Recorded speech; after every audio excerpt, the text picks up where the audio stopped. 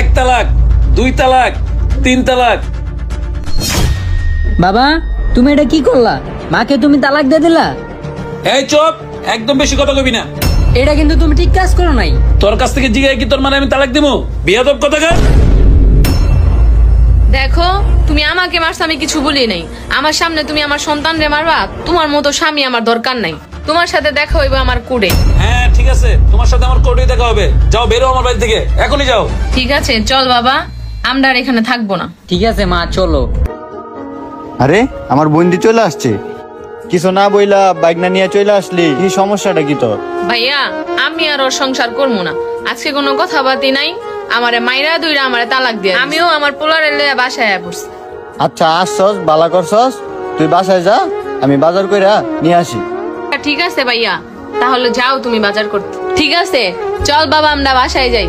এখন থেকে আমরা নানু বাসায় থাকবো।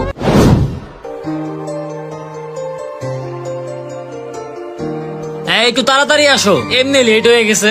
আরে আসতাছি, একটু রেডি আর বের হইতে হয় না? মা, আরে রাব্বি তুমি এখানে? মা আমার মাদ্রাসার বেতন টেতনও কেউ দিতেছে না। এখন আমি কি করবো আমি বুঝতেছি না। হুজুরে বলছে বেতন না দিলে মাদ্রাসায় পড়া লাগবো না, চলে যেতে বল। এই কারণে আমি চলে আসছি তোমার কাছে। কি ব্যাপার মিমি, তোমার না আমি না করছি ও যেন আমার বাসার সামনে না আসে? ও কেন আমার বাসার সামনে আসছে? দেখো ও তো আর এতদিন আসে নাই, তো একটা সমস্যা পইড়াই তো আসছে।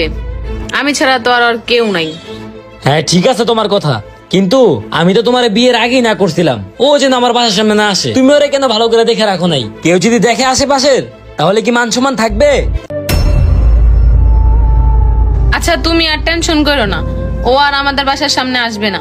আর বাবা তুই তো নানিগো বাসায় থাকিস, আর তুই কখনো আমার বাসার সামনে আসিস না। দেখোস না তুই আসাতে আমার সংসারটা ভাঙা যাইতাছে। আচ্ছা ঠিক আছে মা, আমি আর কোনোদিন এই বাসার সামনে আসবো না।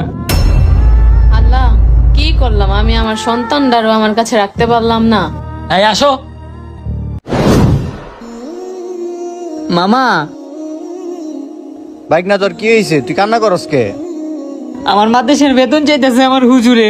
আমি গেছি আমার মাদ্রাসার বেতন নিতে, আমার মার সাথে জানি কেটা খারাপ আছে। হ্যাঁ কয় হ্যাঁ আমার বাসার সামনে না যেতে, আমার বার করে দিছে। এখন আইছি আমি আপনার দ্বারে, আমার তো মাদ্রাসার বেতন লাগবো।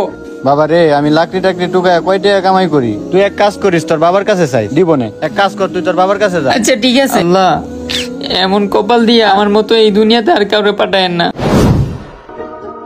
এই তো দেখা যায় আমার চাচু কারে